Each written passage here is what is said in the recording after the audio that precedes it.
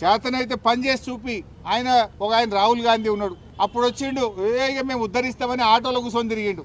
ఆటోలలో అందరు కాంగ్రెస్ పార్టీ కోటేయండి అన్నాడు. అశోక్ నగర్కి పోయి మీ పిల్లలంతా ఉద్యోగాలు ఇవ్వండి, మీకు నౌకర్లు ఇస్తా అని మాట్లాడిండు. ఇక మస్తు మాట్లాడిండు. 6 గ్యారంటీలకు నాది జిమ్మేదారు అన్నాడు. ఇవాళ ఎటు పోయిండు ఆయన రాహుల్ గాంధీ? ఇవాళ ఈ రాష్ట్రంలో దాదాపు 200-300 మంది రైతులు చనిపోతే రాహుల్ గాంధీ రాడు. ఈ రాష్ట్రంలో 160 మంది ఆటో డ్రైవర్లు చనిపోతే రాహుల్ గాంధీ రాడు. 116 మంది విద్యార్థులు చనిపోతే రాహుల్ గాంధీ రాడు. 42% బీసీలకు రిజర్వేషన్ ఇవ్వకపోతే పోరాటాలు జరిగితే రాహుల్ గాంధీ రాడు. కానీ రేవంత్ రెడ్డి ఫుట్బాల్ ఆడితే చూడనీకి వస్తాడు ఢిల్లీకి వెళ్ళి. వా రాహుల్ గాంధీ నీతి, నువ్వు ఎంత గొప్పనివే. ఓట్ల ముందు మాత్రం ఆటోలు ఎక్కుతావు, లైబ్రరీలు తిరుగుతావు, రైతుల కోసం వరంగల్కి వచ్చి డిక్లరేషన్ పెడతావు. ఇప్పుడు రైతులు చేస్తే రావు, పిల్లలు చేస్తే రావు, ఆటో డ్రైవర్లు చేస్తే రావు, పిల్లలు రోడ్డు ఎక్కితే పట్టించుకోవు.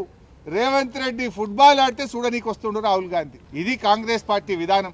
అర్థం చేసుకోవచ్చు కాంగ్రెస్ పార్టీకి పేదలంటే అంటే ఏ పార్టీ ఉన్నదో అర్థమవుతుంది. ఓడ దాటేదాకా ఓడ దాటినాక బోడ మల్లప్ప అన్నట్టున్నది.